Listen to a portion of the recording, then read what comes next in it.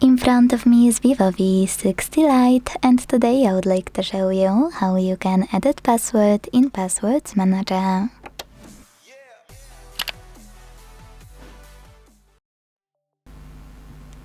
Start by opening Settings and scrolling all the way down to access Users and Accounts.